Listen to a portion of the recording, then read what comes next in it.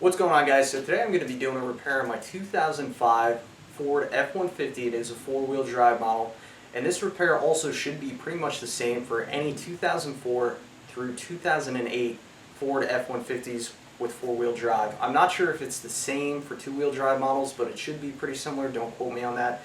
And in addition to that, it also should be pretty much the same for the Ford Expedition. I'm not sure about the Excursion, but I'd imagine it's quite similar to this. But again, please don't quote me on that. So what I'm replacing is my steering rack and pinion system. Now, how I knew that my steering rack and pinion system was bad was when I have the car off and I'm just rocking the steering wheel back and forth. I hear, it almost sounds like backlash, and I'll show you.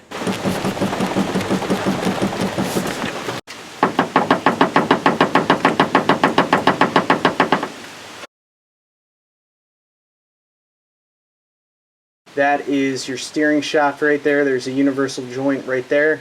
And there's another one a little bit lower, which I don't know if you can see that on camera right now. So if you are experiencing slop in your steering system, it could be the one or two of those universal joints. And also, when I'm driving down the road and I go over a bump, I hear this sound. It's like, not exactly like that, but it almost sounds like a bit of backlash. So I determined that when I turn the wheel back and forth, I can feel this backlash. And when I went in the engine compartment, I was suspecting maybe it'd be the universal joints on the steering shaft, but they weren't. The universal joints on the steering shaft were fine. And then I put my hand on my steering rack and pinion system, and I had somebody turn the wheel. And as they were turning the wheel, I could clearly hear and feel that there was a bit of play in the steering rack and pinion system. And also, when I hit some of these bumps down the road, I noticed that the front end just goes from side to side a little bit, and again, that's that backlash or that play in here. And also, I did have a leaky boot. I had some hoses, or well, I do have some hoses that are about to give out, so I decided to buy a new hose for this. There is a pressure hose, and then there's also a return hose. It's just a good idea to replace these hoses while you're doing this, because sometimes when you're removing the old hoses, you may not be able to get them out. So it's just better to, buy those hoses now and save yourself a headache in the future. So this is a remanufactured axle. I got it from Detroit Axles on Amazon, shipped to my door, and steering rack, excuse me. Not an axle, really. But for this remanufactured steering rack, additionally with the two new hoses, and came with two tie rod ends, brand new, with grease fittings, I should add. I ended up spending around $350, and you can price shop, and I mean that was the best deal that I really could find. I also did pick up some 3/8" power steering hose, as well as some hose clamps, and I'll show you what they're going to be for in a little while. So let me show you a little rough drawing I have here of your steering components and kind of how they work. Alright, so before we get started, I want to give you a crude explanation of how your steering system works. So here's your steering wheel inside your car or truck, and then it goes to your steering shaft. On my steering shaft, I have two universal joints, and that allows this shaft to fish its way through the engine compartment and make bends and turns as it needs. And it redirects that shaft into the steering rack and pinion system. Now this is the steering rack and pinion system, and attached to that are tie rods and the tie rod ends. And the tie rod ends, of course, connect to your wheels.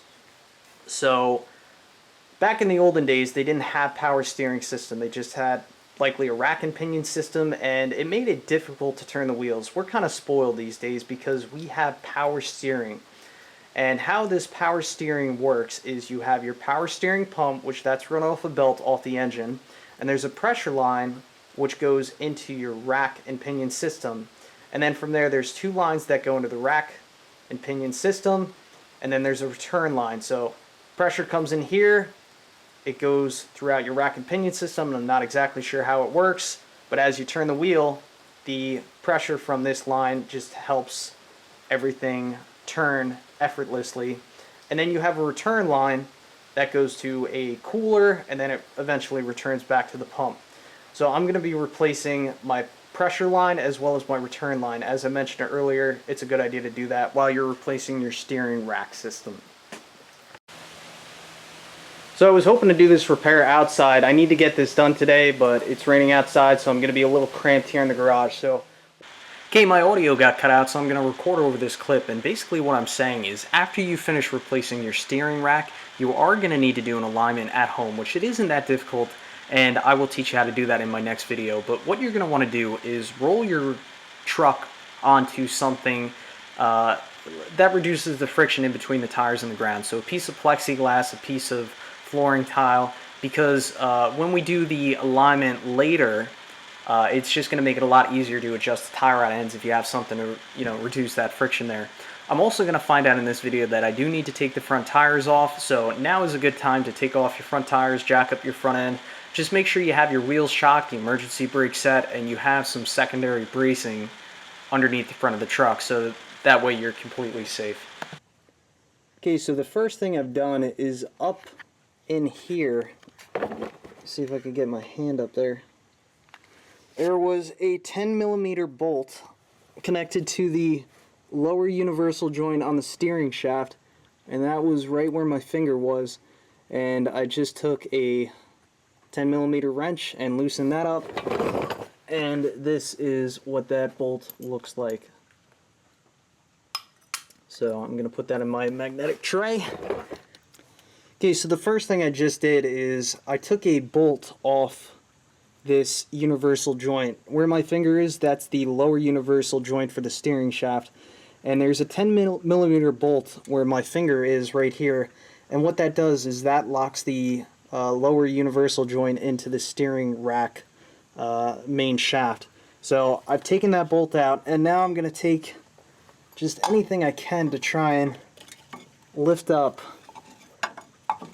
this universal joint, and you can see it just moved up. So that is completely free and disconnected from our rack and pinion system. So that's the first thing you got to do. Now these are the bolts and hanging system, the hanger system of the rack and pinion system. So before I get too far into completing tasks, I'm going to take some penetrating oil, spray it on these nuts. It'd be smart to do it the night before. This is on the driver's side bracket. There's also a passenger side bracket over here, and I'm also going to spray the threads of the tie rod ends.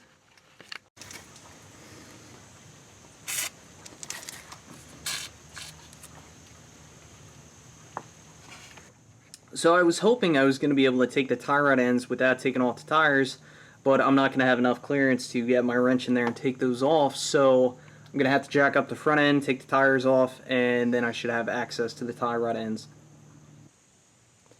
Okay, so I have the wheels off on one side. I have the jack as well as the jack stand, and my tires chocked. This is the tie rod end bolt that I'm going to need to take off. However, it had me thinking, let me show you real quick. There's a locking nut that locks the tie rod end on the threaded rod, and that's what keeps it, in place where it should be. However, with Detroit Axles, they sent me new tie rod ends, but they didn't send me the bolts which lock the tie rod ends in place.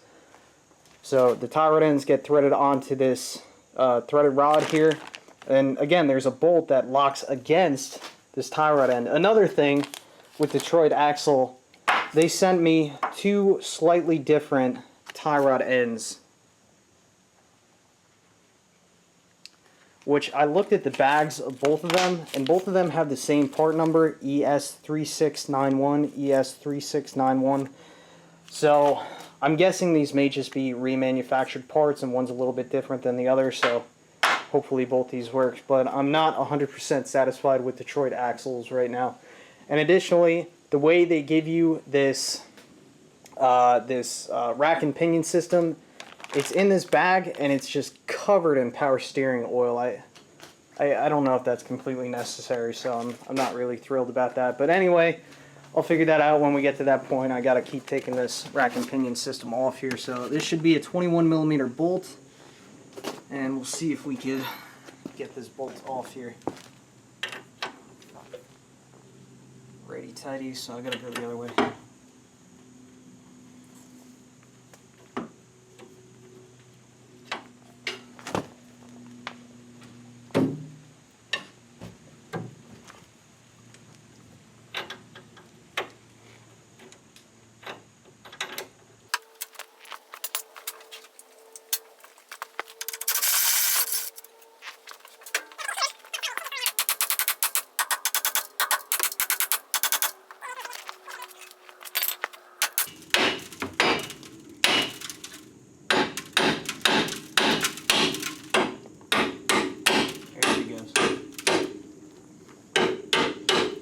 that side's loose. Now we got to do the other side.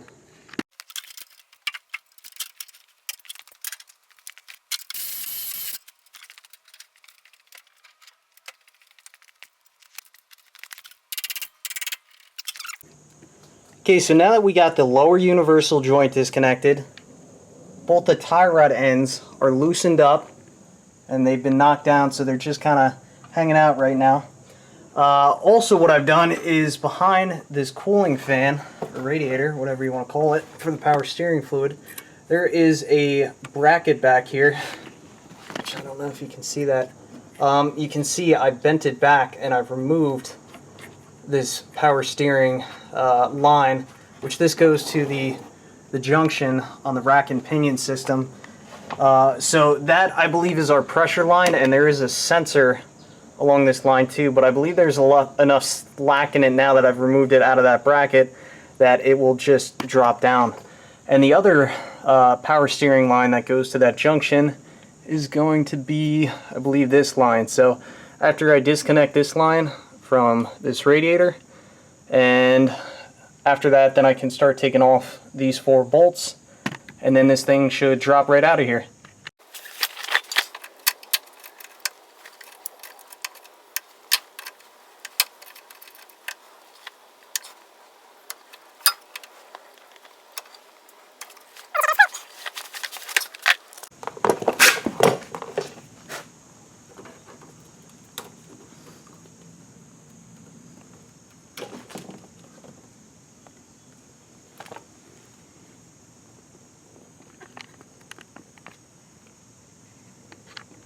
Size for these 2 bolts are 18 mil and 24.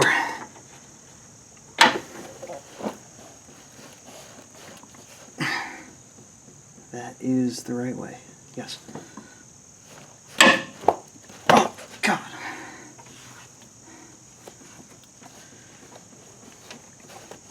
Ah!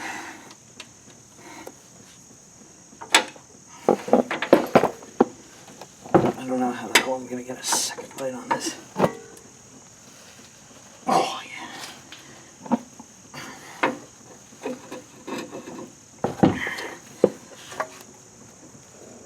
yeah. She's going. Okay.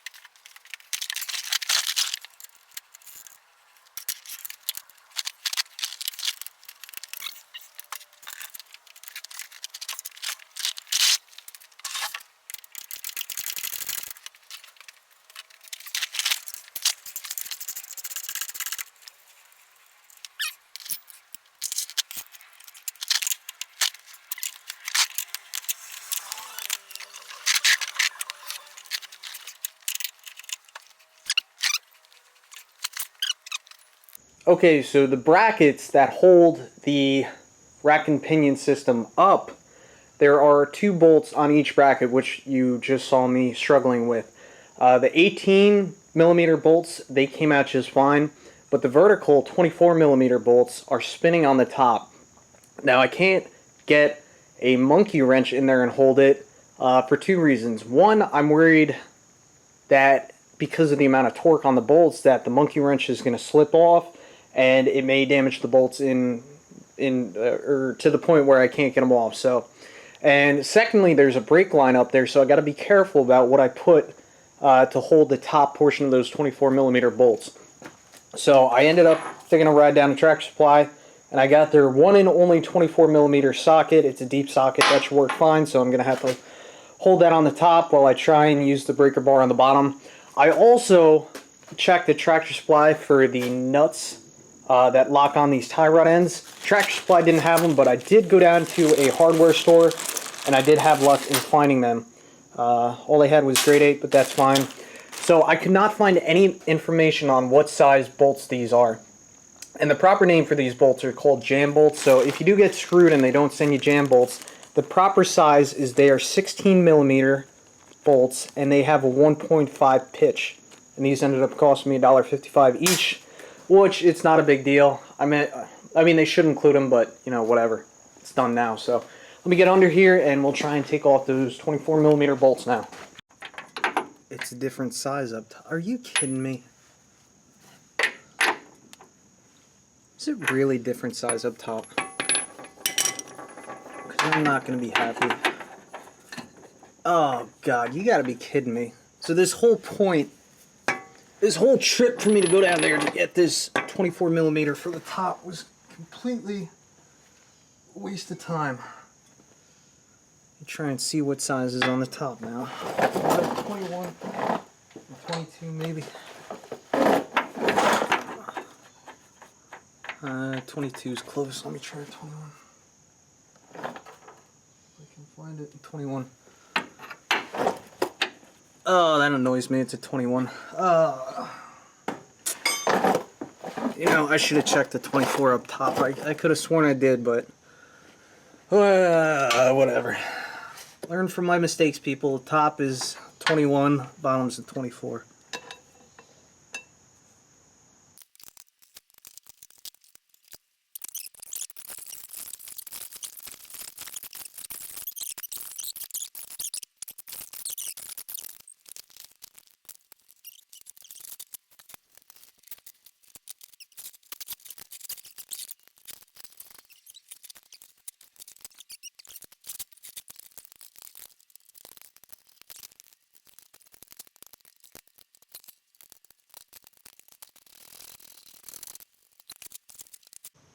Okay, so I think I'm ready to start taking this out.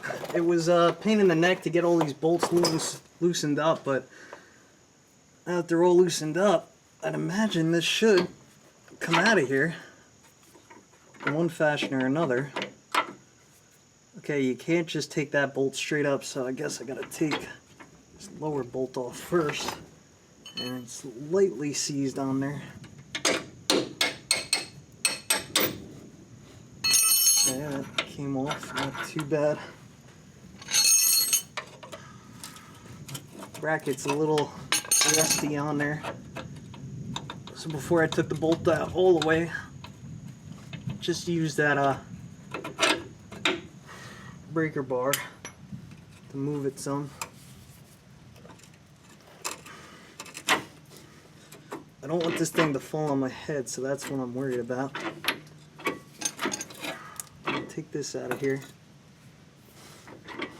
Okay, I believe everything's pretty much held on by this side now. I'm a bit nervous it's going to come right down on my head, so I'm just trying to be very mindful of that. This bracket's going to fall.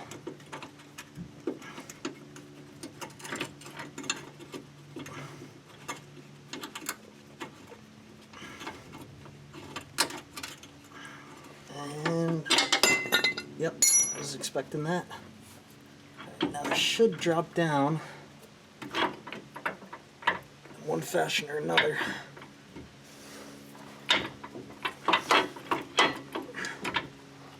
Okay, it is hitting. What's it hitting on?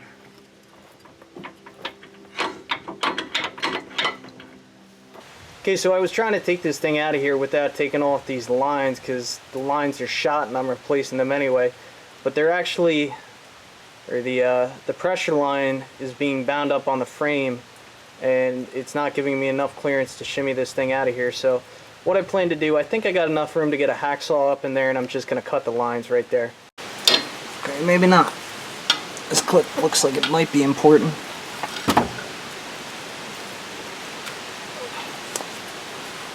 I'm going to save this.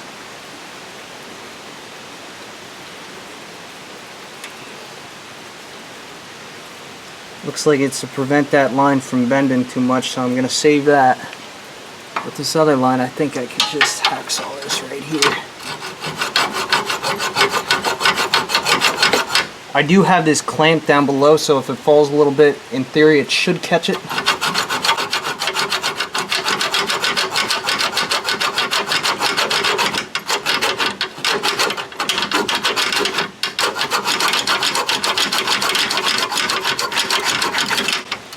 Okay, that line's out. It's dripping some fluid. Not too much though. I'm pretty sure, maybe not. I think I gotta cut one more line. I gotta cut this other line here. This is the, it should be a return line. I gotta find a different tool or something. Okay, so I can't get my hacksaw in here to cut this second line in here, the top one, so I'm gonna try and bolt in it. I've seen videos online where other people tried to unbolt this and they couldn't get the line out of there, so that's my rationale why I didn't think I should even bother trying to take this out. So, because if it's just gonna be stuck in there, then what's the point of wasting time? Just cut the thing and be on our way, because we got new lines anyway.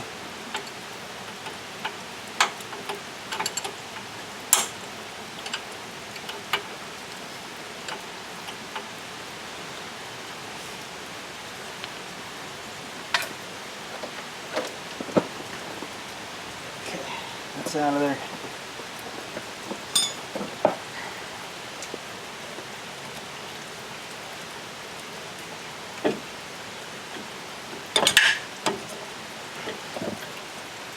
Thing's stuck in there pretty good. I don't really care about damaging anything because it's trash anyway.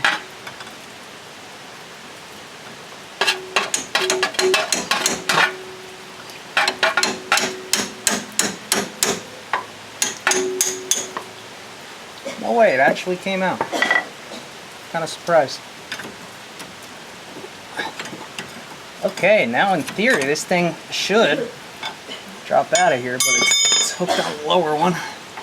Now it's up out of the way. Alright, this thing should pop off now. Alright, let's take these safety clamps off and see if this thing pops out of here.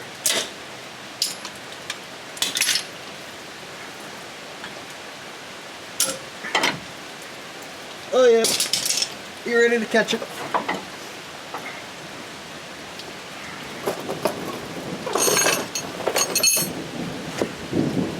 Now what?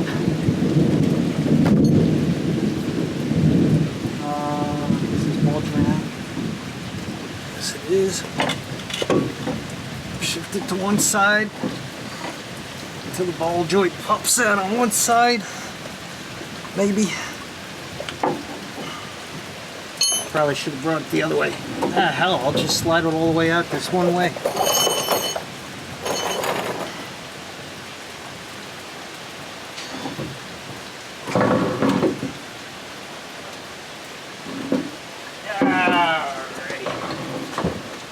Okay, so now what we need to do is we need to take this sensor out. And this, I believe, is a pressure sensor. So first I'm going to remove this electrical connection. And that's out of the way for now. I'm noticing that there's a... Is this a clip or is this just a... Okay, it doesn't appear like there's a nut right there. What else? I'm trying to look at what clips are holding this line on here. There's another clip up here which you can't see. Can you see that? Yeah, so right where this bolt is, there's a clip up here which I'm just going to try and unfold. I'm going to need a set of... I'm going to need a pry bar.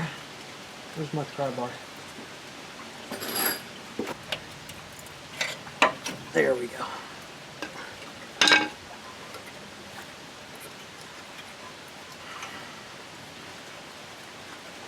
There was this grommet in there, so I'm going to save this and try and reinstall it where the clip was when I close this thing up. Okay, so now this line should be loose. Completely loose. And I believe it is. Yes, it is. Okay, so now what we need to do is remove this line out of the power steering pump, so I'll take you to the other side and show you where we gotta take this out. Okay, so there's the power steering pump pulley, and you're gonna see me attempt to get up in here and remove this line, which accesses it's tight. There's a radiator line which you can take off, but I've just been really trying to avoid taking that off because I don't want antifreeze spilling out everywhere, but it may make this repair quite a bit easier if you do that. Probably would be the smart thing to do. Okay, so I ended up taking a needle nose vice grips. I got up in here and this appears to be working.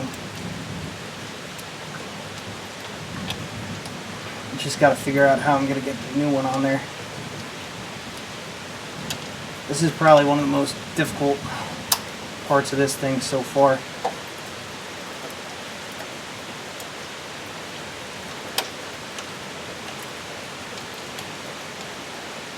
Just be ready, have safety glasses on because there's a good chance some power steering fluid's going to want to come at you. Here's the pressure sensor off the old part.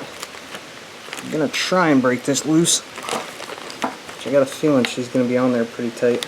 I'll get another wrench. Okay, so I was able to get the old pressure sensor out with the bench vise, and that is the right tool to use for that. So there is an O-ring which seats this onto the hose housing, but it appeared to be in good condition, so I'm going to reuse it. And if this fails, this is not a big deal to replace at all compared to everything else that we're doing with this truck.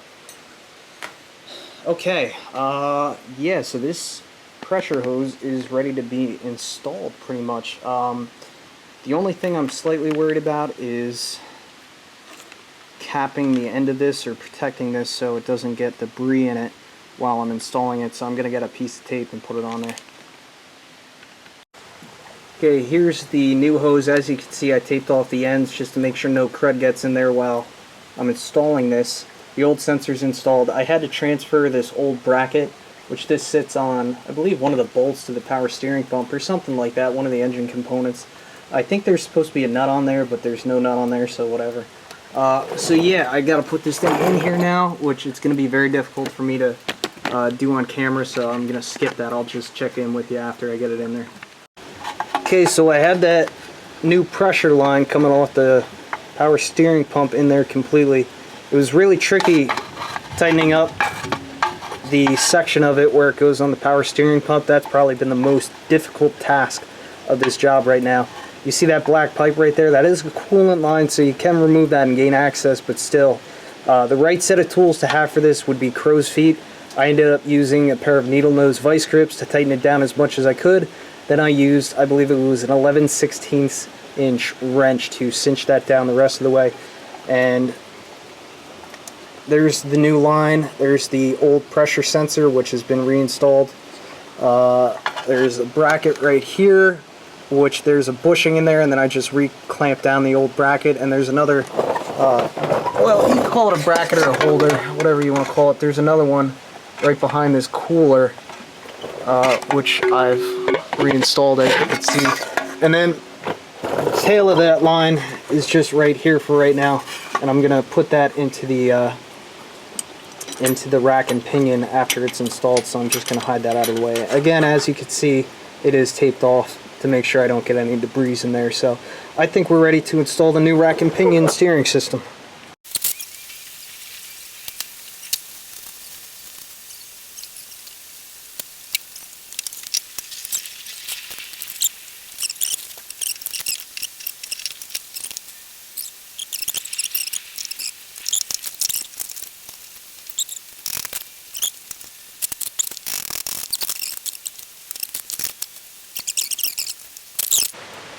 Okay, so the easy way to install the tie rod ends would be before you bolt it up there to make sure you get the tie rod ends spun in a little bit and then put them up through the steering assembly here. But we already have it bolted up there loosely. I got one side in, so you want to make sure you put your jam nut on here and twist your tie rod end on. Make sure you don't strip it or anything like that, misthread it. So now, just get this lined up I'm going to twist it on here a little bit more.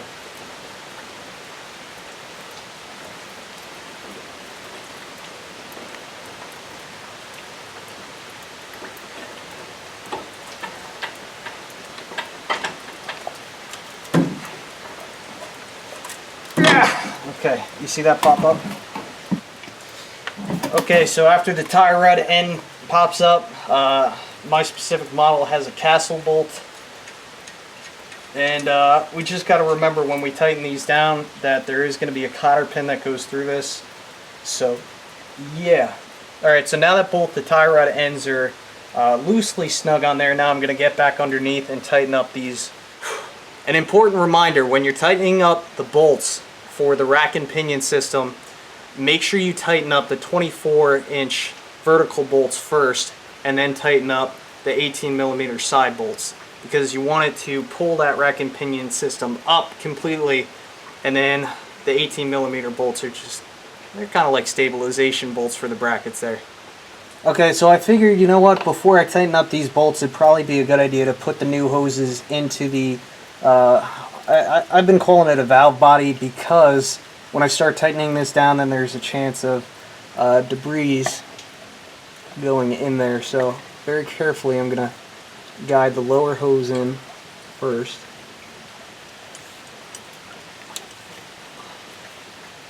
That seems very loose to me. I guess that's how it's supposed to go, though. I do feel the O-ring catching, so it should be okay, I'm thinking. So now I have the pressure hose coming from the power steering pump.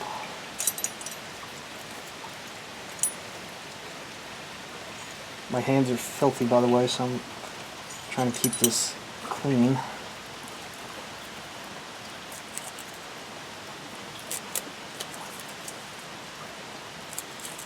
Tape was definitely a good idea. Okay. Oh, wait a minute. We're forgetting the O-ring. We gotta get the O-ring for this. Okay, so we have the O-ring on there now. Let's try this again.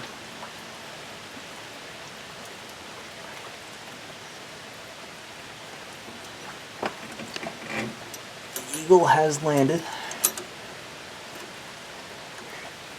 Kinda. Actually, gotta take it out. Slide this forward. Okay.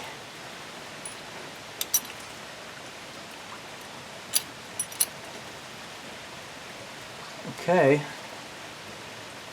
I mean, that seems to be right. Give me 1 second here. Okay, so fortunately they did not send me a new 10mm bolt, so I'm just going to reuse the old 10mm bolt. Sorry, I'm going to block the camera view here.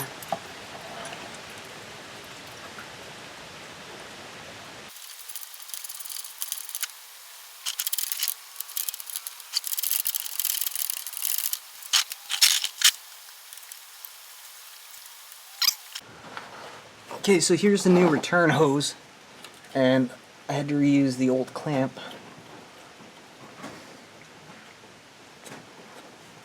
So that's going to go like that.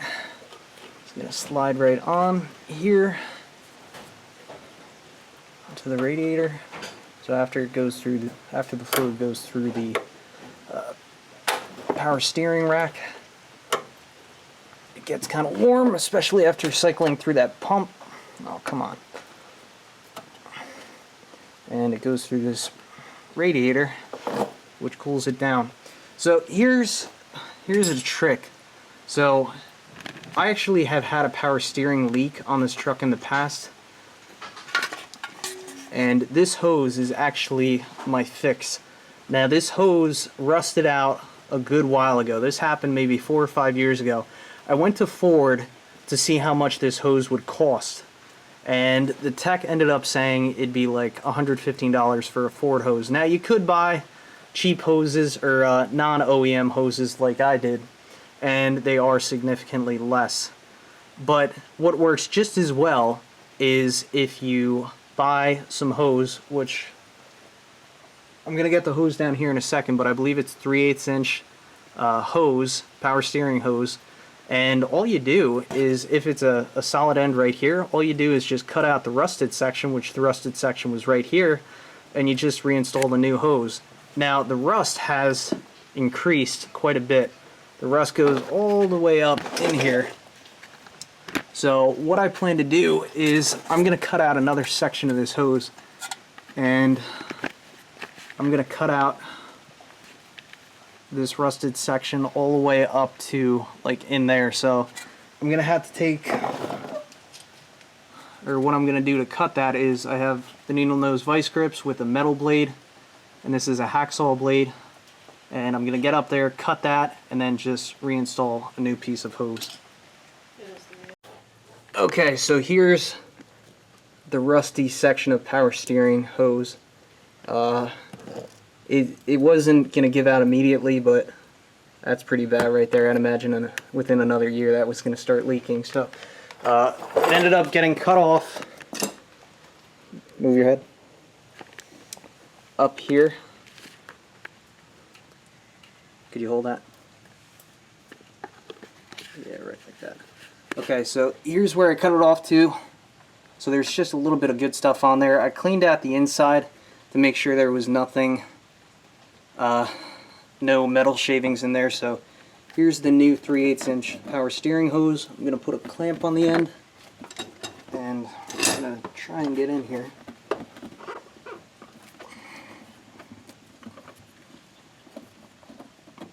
Just slide that on. Okay. Now I'm going to clamp down that clamp, and then I'm going to clamp down the other side back to the radiator. I call it a radiator, power steering pump radiator. Ooh, this is tight.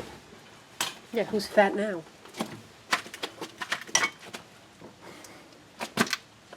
Okay, clamp.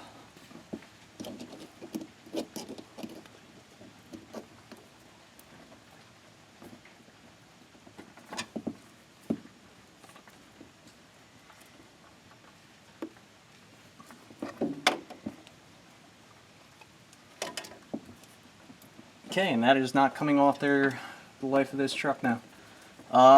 One quick thing, it's only okay to do this on the low pressure side. You don't want to be doing this on the high pressure side. Okay.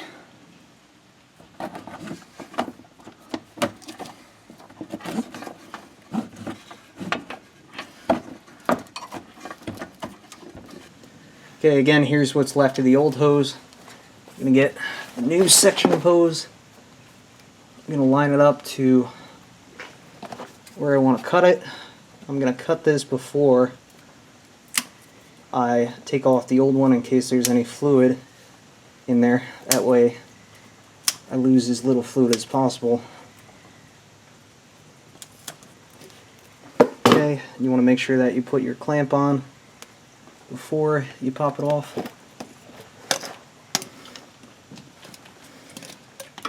Okay.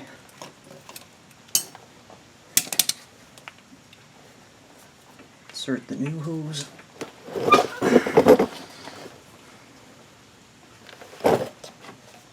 Put a clamp on it.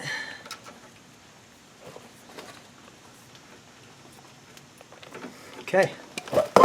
And we are done with that. I may put a zip tie on here, just kind of keep it out of the way. Okay, so the next thing I need to do is I need to reassemble. This is the old rack and pinion system, but I need to put the universal joint that slides over the top of this that comes from the steering wheel. I need to slide that back down over the top, which I'm not going to do that on camera, but it looks like there's only one way that it lines up because there's a flat section right there. So yeah, let me put that on. I'm not going to do this on camera because it's going to be a nightmare to film, and then we'll go from there. Okay, the last thing that you need to do is tighten up the bolts on the tie rod ends, and if you have the cotter pins, which mine does, you put the cotter pins in there, and that's that. So that concludes this installation process for your rack and pinion system. However, now your F-150 will be grossly out of alignment, so stay tuned for part 2, the next video, in which I'm going to do at-home dirty alignment.